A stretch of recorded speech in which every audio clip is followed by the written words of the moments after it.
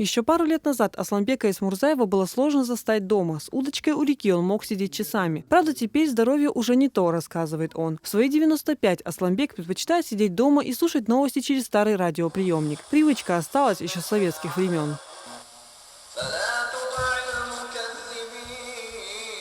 Именно по радио он в далекие 40-е услышал о начале войны. На фронт 20-летний юноша пошел добровольцем. Храброго парня сразу приняли в кавалерийскую дивизию. В ее составе он бился на Курской дуге и сражался за Харьков. Особенное чувство в памяти ветерана оставила схватка с бойцами немецкого гарнизона в Белграде и освобождение союзной Югославии.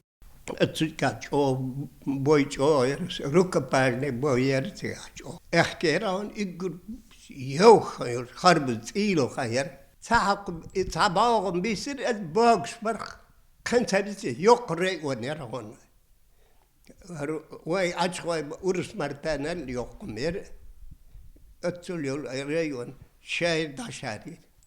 Скромная книжка с приказом о награждении солдат Третьего Украинского фронта для него особенно дорога. За освобождение Белграда верховный главнокомандующий Иосиф Сталин объявил фронтовикам благодарность. Время тогда было тяжелое, но бодрость духа и веселый нрав помогали Асланбеку Эсмурзаеву справиться с боевыми буднями. Танковый десант богатырь то сразу подбитый танк. Сразу. Алхамдулиллах, вау, сердце чувствует.